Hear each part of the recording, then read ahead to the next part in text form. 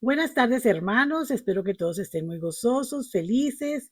Saludamos a todos nuestros amigos y hermanos en Cristo que nos siguen de tantos lugares. Y hoy les pregunto, ¿te controlan tus pensamientos? La Biblia dice en Colosenses 3, del 1 al 2. Si pues habéis resucitado con Cristo, buscad las cosas de arriba donde está Cristo sentado a la diestra de Dios. Poned la mirada en las cosas de arriba y no en las de la tierra. Después de un largo día, te acuestas en la cama, cierras los ojos y empiezan a llegar pensamientos a tu mente, ¿verdad?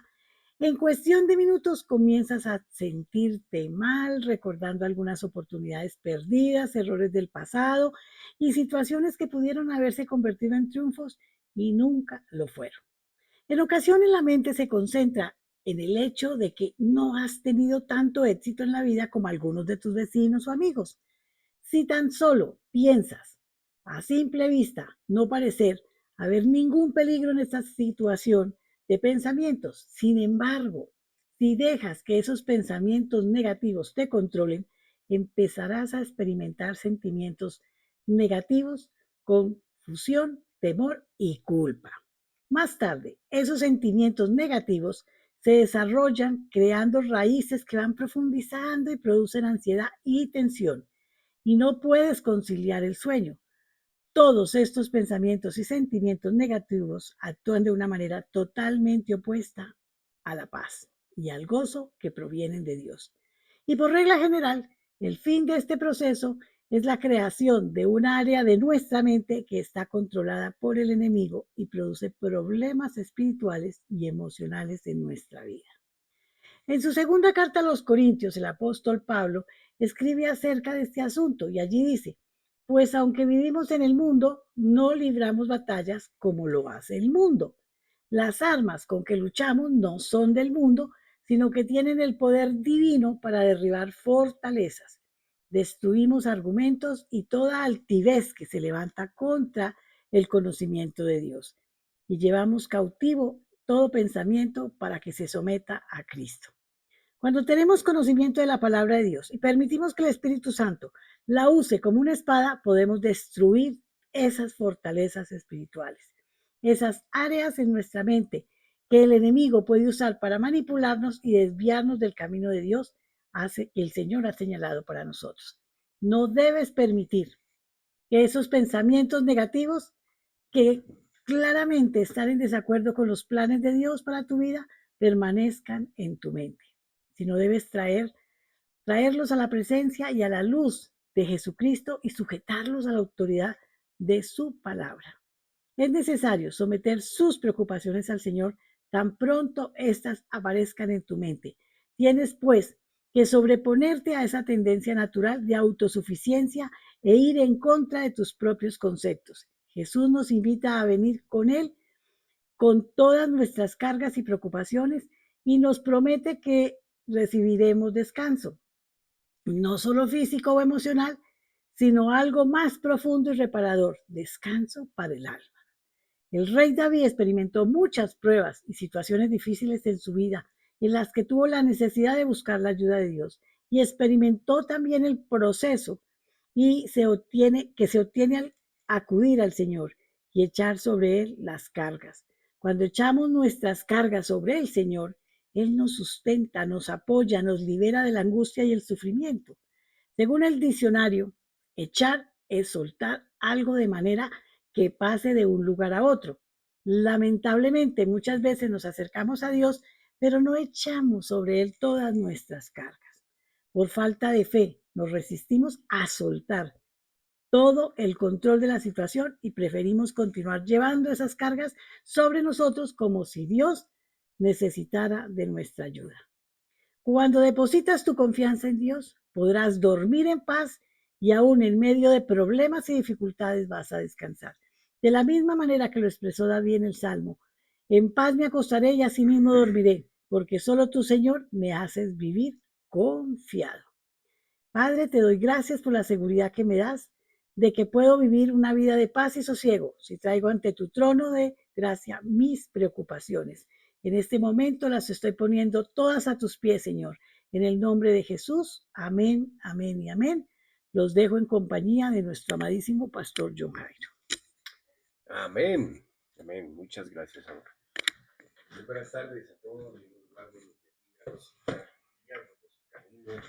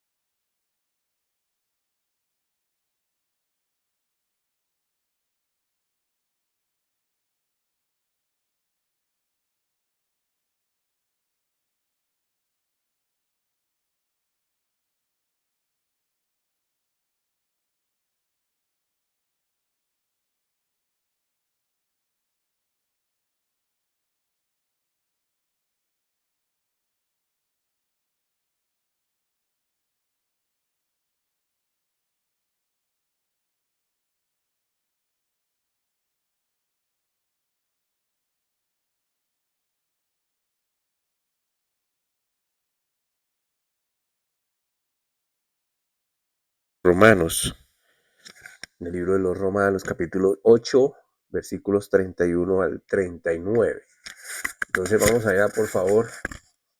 Romanos 8, 31. Si no puede ir a la Biblia, pues apunte la nota, la referencia, y después con calma lea su Biblia, repase y pídale a Dios sabiduría, que va a entender mucho más de lo que yo le puedo explicar. Pero es muy bonita. Entonces vamos a leer del capítulo 8, versículos 31 al 39, y dice así. ¿Qué pues diremos a esto? Si Dios es por nosotros, ¿quién contra nosotros? El que no escatimó ni a su propio Hijo, sino que lo entregó por todos nosotros, ¿cómo no nos dará también con él todas las cosas?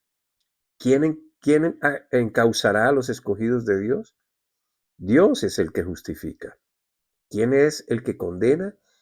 Cristo es el que murió, y más aún el que también resucitó, el que además es la diestra de Dios, el que también intercede por nosotros. ¿Quién nos separará del amor de Cristo? ¿Tribulación o angustia o persecución o hambruna, o desnudez, o peligro, o espada? Como está escrito, por causa de ti somos muertos todo el tiempo, somos contados como ovejas de matadero. Al contrario, en todas estas cosas somos más que vencedores por medio de aquel que nos amó.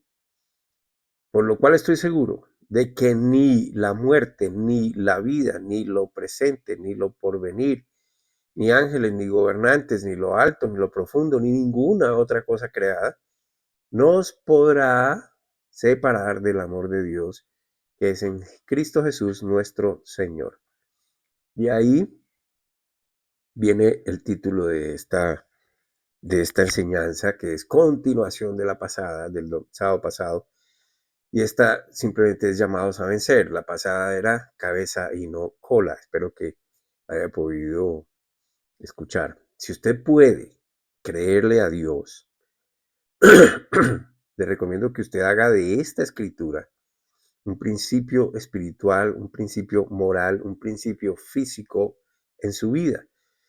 Apréndalo, medítalo, repítalo, háblelo siempre y compártalo con otros, porque esta es la verdad de Dios que Él quiere que todos sepamos. Como digo, esto no es privilegio de unos cuantos, esto es para que todos lo sepamos, porque eso es lo que Dios hizo. Y Dios hizo esto a través de Jesucristo en la cruz, por nosotros, que la gran mayoría ignora. Entonces, es muy importante, hermano, porque lo que vamos a ver hoy tiene que ver con lo mismo, con la escritura, con la palabra de Dios, con en la manera en cómo nosotros la entendemos, cómo meditamos en ella, cómo guardamos estas cosas las guardamos para obrar conforme a ella, o sea, las tenemos en cuenta. Y usted tiene una opción, hermano, o dos opciones más bien, porque usted, gracias a la misericordia de Dios, usted tiene voluntad.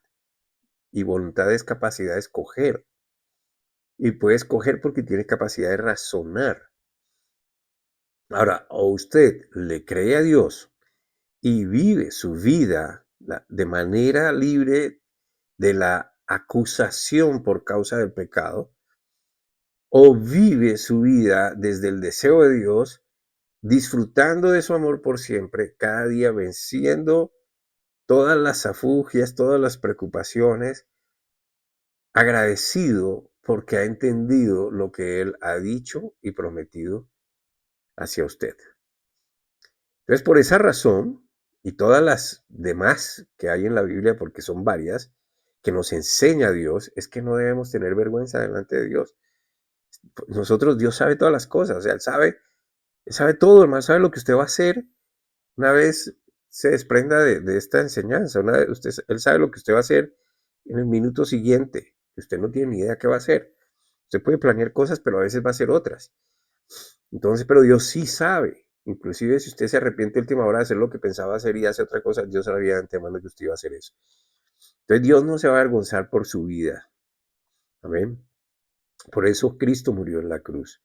Lo que usted debe hacer es comprender el amor de Dios sobre su vida, recibirlo, aferrarse a él y vivir una vida como la que él enseña, porque de esa manera usted va a ser libre. Libre de todo lo que el mundo nos enseña. Recuerde que el mundo, el sistema de vida del mundo no es el sistema que Dios escogió para nosotros. Amén. Perdón. Entonces, si usted disfruta del amor de Dios, usted va a ser agradecido porque entiende de que Él lo sacó, de que Él lo libró y hacia dónde lo quiere llevar. Y por esa razón y todas las demás que la Biblia nos enseña es que no debemos tener temor de acercarnos a Dios, no tenemos que sentir vergüenza como lo sintieron Adán y Eva al principio. Recuerde, Él nos ama, Él nos amó, fue su decisión, sin importarnos lo que nosotros hicimos. Lo único que Dios no perdona es que no le crean. Y si no le creen, pues Él establece ese puente de salvación a través de la fe en Jesucristo. Y si la gente no lo recibe, pues ¿cómo se salva? No pueden pasar por ese puente. Amén.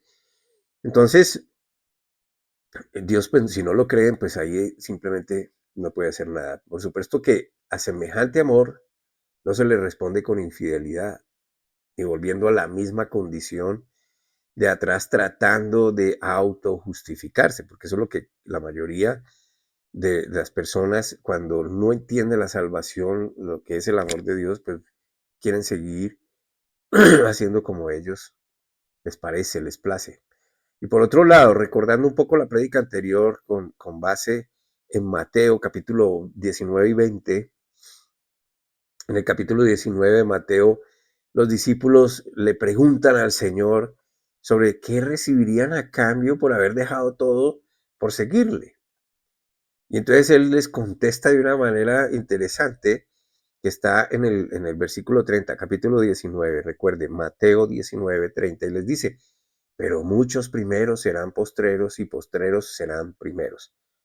¿Y cómo le responde esto? E inmediatamente después, en el capítulo siguiente, es decir, Mateo capítulo 20, Jesús comienza a explicarles o a corregirlos en su forma de pensar sobre cómo es el reino de Dios, cómo es que funciona la justicia en el reino de Dios conforme a Dios, lo que Él establece, con una parábola que está ahí en todo ese capítulo 20.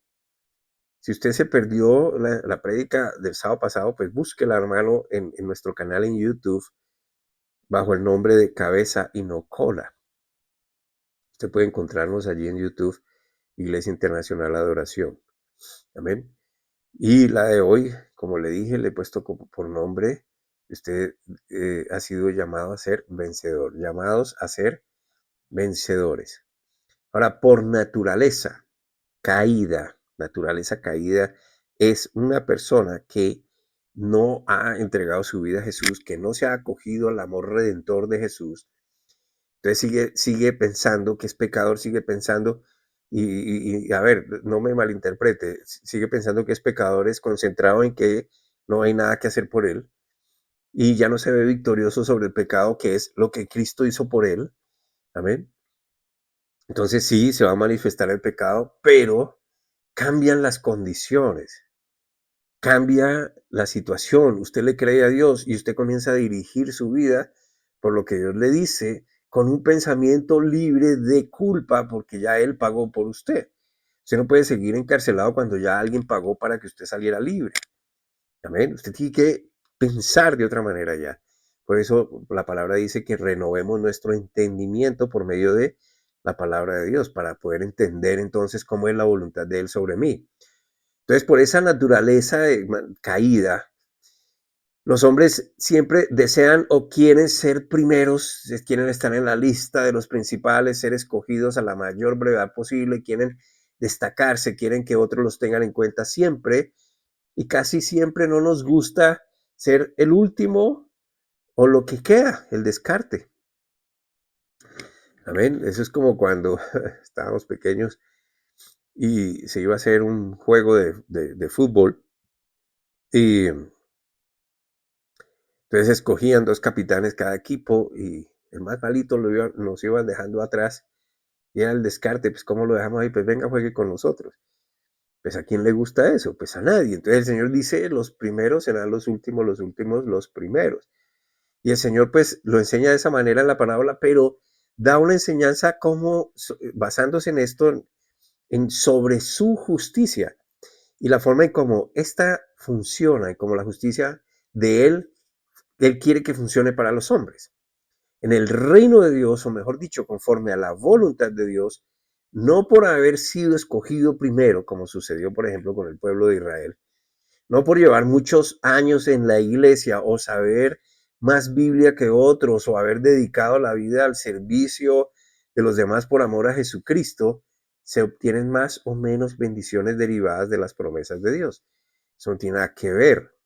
Empezando porque todo es por fe y uno desata las bendiciones de Dios por fe en su vida. Entonces todos, absolutamente todos los creyentes obtienen las mismas bendiciones, desatan sobre sus vidas las mismas bendiciones que cualquier otro, solo por creerle a su palabra. Ahora, en la parábola hay algo mucho más interesante, ¿amén? Que es lo que hoy quiero resaltar, que quiero que usted, por favor, entienda y lo acoja, porque todo es por fe, pero nunca basándose en lo que ve sobre los demás, sino basándose en lo que usted ve sobre su propia vida, por creerle a Dios. Ahora piensen en lo que dice la parábola, por favor. Recuerde que la parábola está en Mateo capítulo 20. Entonces, aun cuando a nosotros nos puede parecer injusto, como fue a los primeros contratados para servirle al Señor, porque ellos fueron contratados temprano en la madrugada, ¿sí? Y trabajaron todo el día y ellos pensaron que les iban a pagar más de lo pactado porque Jesús, el dueño de la viña, le pagó lo mismo al que trabajó 1 hora que al que trabajó las 8 horas. Entonces ellos pensaban, pues si a este que trabajó 1 hora le pagaron lo mismo que un jornal, pues nosotros que trabajamos el día completo, pues nos van a pagar más.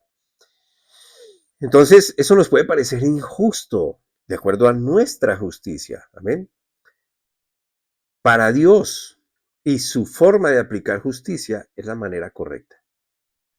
Hubo una inconformidad en los que trabajaron toda la jornada, porque ellos, ¿qué recibieron? Recibieron lo pactado. Amén. Lo pactado. Un denario que era el equivalente a un jornal, es decir, al trabajo de un día completo. Pero los últimos, que fueron los primeros en ser pagos, en ser liquidados, recibieron por 1 hora de trabajo lo mismo que los demás. En otras palabras, los últimos contratados, que solo trabajaron 1 hora, recibieron de primero el mismo pago que los primeros contratados. 7 veces más que los primeros, aun cuando la cantidad fue la misma. La respuesta del dueño de la viña a estos que se sintieron agravados, pues fue simple. Miremosla. Está en el capítulo 20 de Mateo y vamos a leer versículos 13 al 15. Vamos a leer del 13 al 15. Estamos leyendo la inconformidad de aquellos. Entonces dice, mas él respondiendo a uno de ellos, dijo, porque ellos le manifestaron la incomodidad al dueño. ¿Cómo así? ¿Por qué le pagaron a ellos lo mismo que a nosotros nos están pagando la misma cosa? Entonces el dueño le respondió a uno de ellos, respondiendo a uno de ellos, dijo, amigo, no te hago agravio. ¿No conviniste conmigo en un denario? Toma lo tuyo y vete. Pero también quiero darle a este postrero lo mismo que a ti. ¿Me es lícito hacer lo que quiero con lo mío? ¿O tienes envidia porque yo soy bueno? Así los postreros serán primeros y los primeros postreros. Ahora escucha bien. Dios elige como eligió a estas personas por grupos a diferentes horas, pero a todos les da la misma bendición sin importar cuánto tiempo han estado trabajando para Él. Dios va, mira a estas personas, les dice si quiere trabajar, hace un pacto con ellos, les dice cuánto les va a pagar por un día de trabajo. Ellos aceptan. Y Dios escoge solo, y ojalá preste atención a esto, solo a los que le permiten enseñarse, a ellos conforme a su amor y su bondad de corazón, de su corazón. Es decir, Dios llama a todo el mundo, pero está en mí, en cada persona, el permitirle a Él que Él me enseñe su amor, su bondad. No depende de Él, depende de mí. Él quiere hacerlo. Él está buscándolos para eso. A cada persona está buscándonos para eso. pero, es, pero es de cada quien permitirle a Él que le enseñe esto. Por eso el Señor dice en Mateo 22:14, Mateo 22:14, porque muchos son llamados, pero pocos escogidos. Muchos son llamados a creer en Dios, a creerle a Dios, pero muchos escogen no creer, ignorar su palabra para seguir la vida tal cual la han vivido siempre. El Señor lo único que dice es, si tú crees en lo que yo he hecho, esa es la forma en que yo te estoy escogiendo. ¿Quién decide si Él me escoge o no? Yo. Amén. ¿Quién decide permitirle a Él mostrarme toda su bondad, todo su esplendor, todo su amor, todas sus bendiciones? Yo. Dios no va a obligar a nadie a creer. Dios no va a dar cosas que Él prometió al que no la cree, pues porque no lo cree.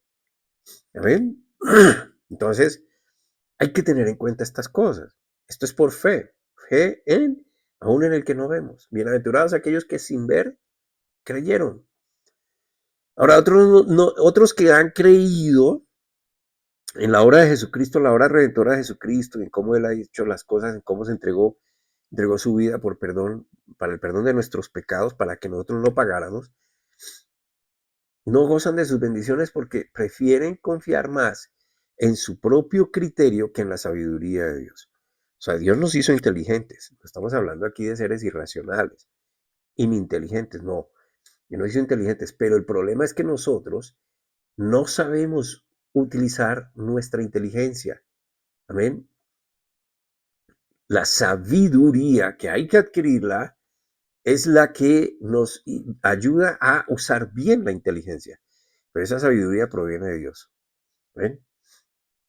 Si usted dice que Dios todo lo sabe, le está dando el crédito, le está diciendo que es así, que Dios todo lo sabe, por lo tanto la sabiduría viene de Él. Amén. Ahora, en Proverbios capítulo 3, para confirmar esto, Proverbios 3, versículos 4 al 5, dice, ojalá lo lea todo para que entienda el contexto, y hallarás gracia y buena opinión ante los ojos de Dios y de los hombres. Confía en el Señor con todo tu corazón y no te apoyes en tu propia inteligencia. Si decimos creer en Dios, si decimos creer a Dios, pero no hacemos como Él nos dice, es lo mismo que ser practicante de una religión cualquiera, sea su nombre. Esto se trata de relación que se establece escuchando lo que Él dice en su palabra, guardando esas enseñanzas en la mente para poner por obra lo que nos enseña en el diario vivir. Eso es creerle a Dios, eso es tener una relación con Dios. Lo demás son prácticas, rituales religiosos que nos inventamos nosotros o que nos quieren imponer aquellos que parecen piadosos para ver si Dios nos escucha, para ver si Dios nos perdona, para ver si Dios nos ama, cuando Dios dice, yo ya los amé, ya los amé. Juan 3:16, de tal manera amó Dios al mundo, no lo va a amar, lo amó, y usted es parte del mundo, que dio su que dio a su Hijo unigénito para que todo aquel que en él crea no se pierda, mas tenga vida eterna. Entonces, si yo entiendo que Él ya me amó, no depende de lo que yo haga para que Él me ame. Amén. Él ya decidió amarme, punto. E hizo todo lo que hizo en la cruz por mí, punto. Yo no tengo nada más que hacer. Yo tengo que entender lo que pasó, acogerme a eso, agarrarme de eso, y esto me va a proporcionar entonces una vida diferente porque Él me proporciona el Espíritu Santo. Pero cómo vivo esa vida es lo que sigue de ahí para adelante. Porque si Él hizo eso por mí, ¿cómo no creerle lo que me enseña para vivir esta vida? Entonces eso se llama relación. Se trata de relación que se establece, como les digo, escuchando la palabra de Dios y poniéndola por obra. O sea, yo la tengo que tener en cuenta. Si no hacemos como Él dice, entonces el Señor nos va a decir, como dijo en Lucas capítulo 6, versículo 46. Lucas 6, 46. Dice el Señor, ¿por qué me llamáis Señor, Señor, y no hacéis lo que yo digo? ¿Cuántas veces? ¿Cuántas veces? Lo invito a que piense en sus momentos espirituales, religiosos, lo que sea. ¿Cuántas veces usted se dirige a Dios como Señor? Señor quiere decir autoridad. Señor es, en términos del primer siglo, tú eres mi autoridad, yo soy quien obedezco. Entonces le decimos, Señor, Señor, y que el Señor te bendiga. Pero el Señor es tu autoridad, Él es quien te enseña, quien te da sabiduría.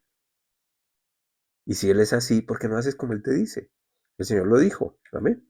Entonces también quisiera que notaran algo más porque esto me parece maravilloso, hermano, y no fueron las personas que Él contrató. Si usted mira toda la parábola, recuerde que estamos en el capítulo 20, mire la palabra y verá que ninguno de ellos fue a buscar trabajo.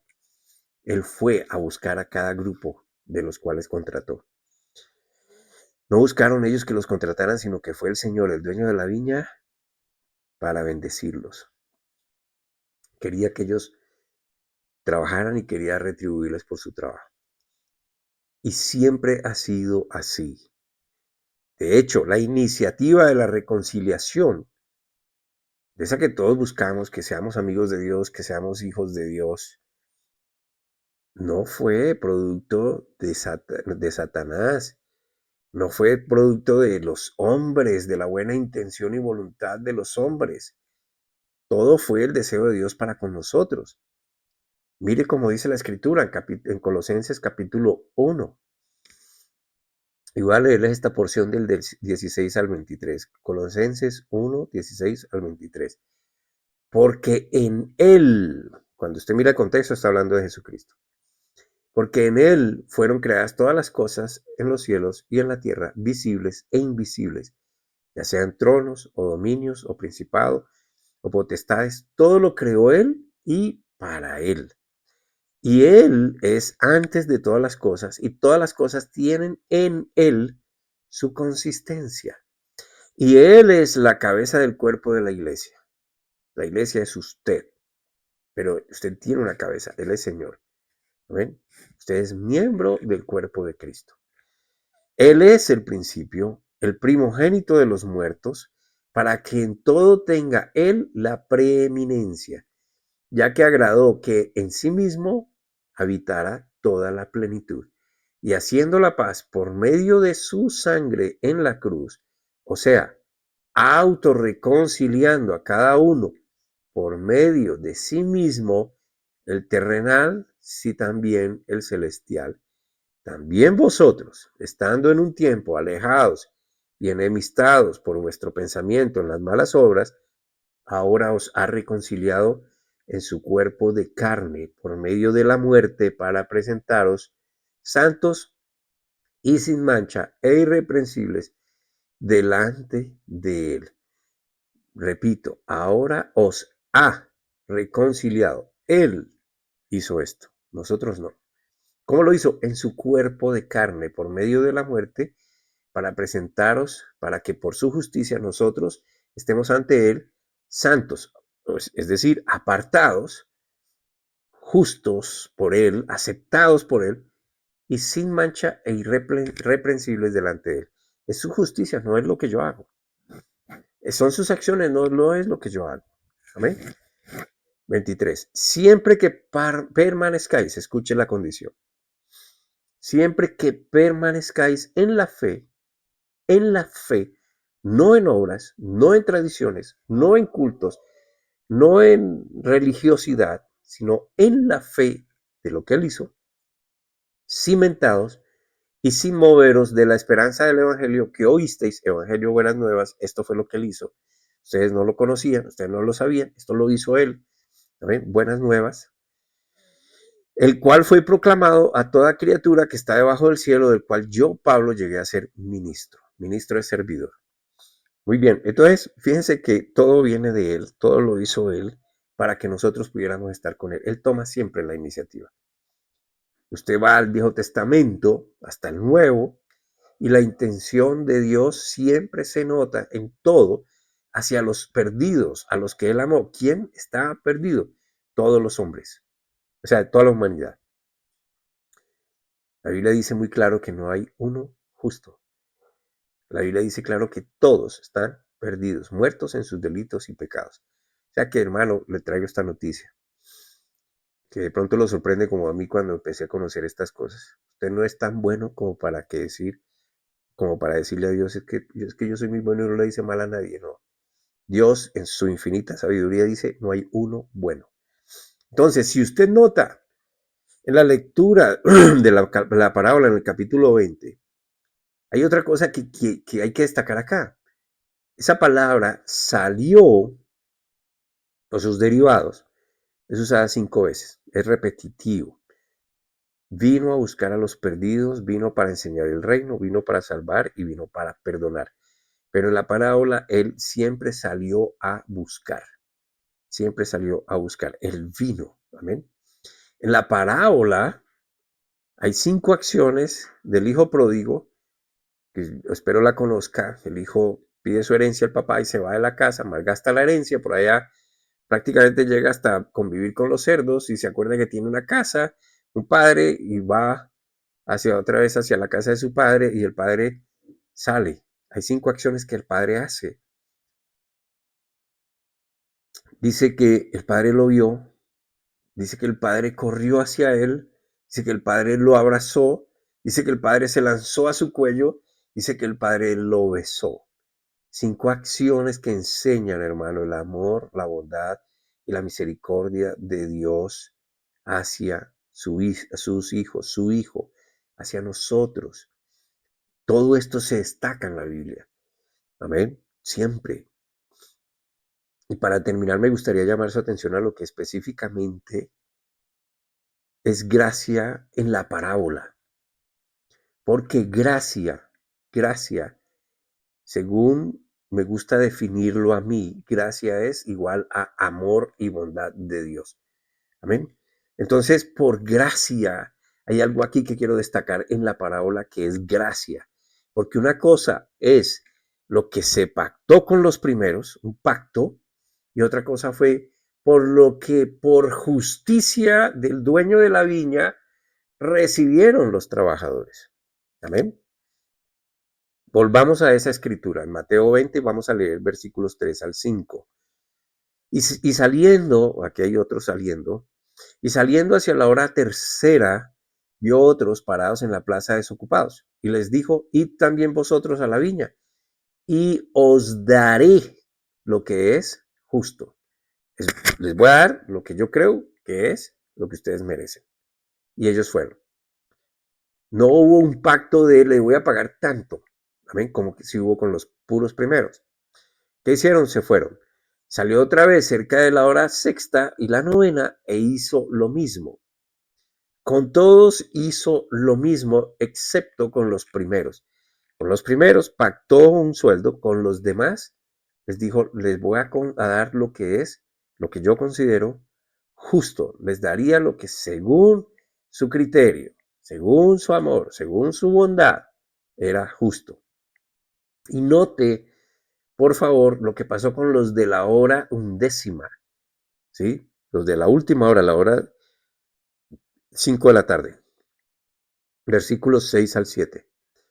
Y saliendo cerca de la hora undécima, halló a otros que estaban desocupados y les dijo, ¿por qué estáis aquí todo el día desocupados? Le dijeron, porque nadie nos ha contratado. Él les dijo, id también vosotros a la viña y recibiréis, lo que sea justo. Les voy a dar y van a recibir. A uno les dijo, les voy a dar, a otro les dijo, van a recibir. Ahora, la diferencia entre los anteriores y los últimos es lo que recibirían. Es decir, lo pactado es lo que Dios proporciona, pero lo que reciben es conforme a su bondad. No es lo mismo prometer dar tierra que abunda en leche y miel y cumplir la promesa a recibir la tierra, pero además, fuera de lo que ya les dio Dios, recibir por su bondad protección, amor, bondad, misericordia, paz, justicia, esperanza, todo el tiempo. Las bendiciones de Dios no se miden en cuánto usted obtenga materialmente, sino cuánta plenitud usted recibe por creerle a Dios. Cuánta paz, cuánto amor, cuánta seguridad, cuánta esperanza, cuánto descanso por creerle a Dios. Usted va a recibir eso. Y Él lo está dando permanente. ¿Por qué la gente no lo recibe? Si Dios lo está dando permanentemente. Simplemente porque no hay una relación, porque no creen, porque no escuchan con atención, no guardan con esa palabra importante, esa enseñanza, y no obran conforme a eso que escucharon. Una de las maneras de hacerlo, pues obviamente, es la lectura de la palabra. La otra es la oración, es una forma de recibir. Por eso es tan importante. Recuerde que orar no es rezar. Recuerde que orar es hablar inteligentemente con alguien En este caso con Dios, sabiendo que Él está ahí. O sea, usted tiene que saber que Él existe, amén, si no es vano. Tiene que saber que Él escucha, tener la certeza de que Él escucha, porque eso es una promesa de Él, que Él siempre va a escuchar las oraciones de sus escogidos, de sus santos. Y que siempre va a responder a esas oraciones. El problema es que Él, o el problema para nosotros, no para Dios, es que Él va a responder conforme a su voluntad, que es buena, agradable y perfecta, aun cuando nosotros no querramos esa respuesta, aunque no nos parezca esa respuesta. No es conforme a nuestros intereses, sino a lo que Él quiere para nosotros. Por ejemplo, hablando de la oración, Colosenses capítulo 4, versículo 2. Perseverad en la oración, velando en ella con acción de gracias.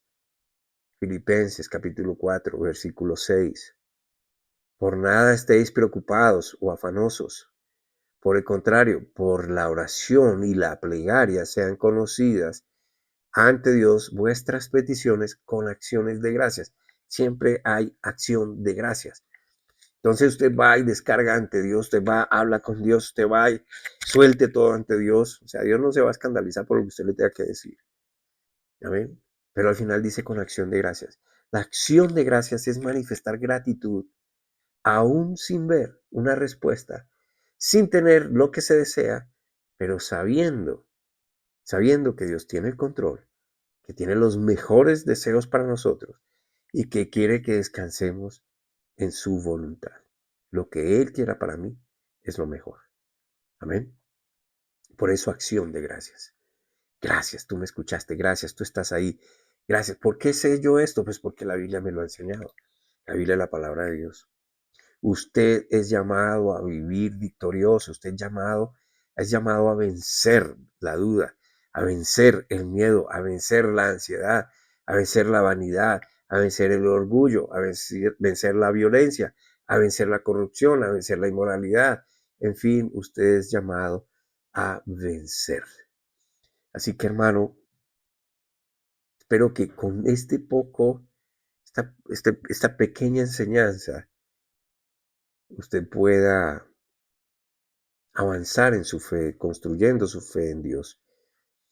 No deje que los tiempos, las tradiciones, no me opongo a que se celebren cosas si la gente lo quiere, pero usted entienda por qué lo hace.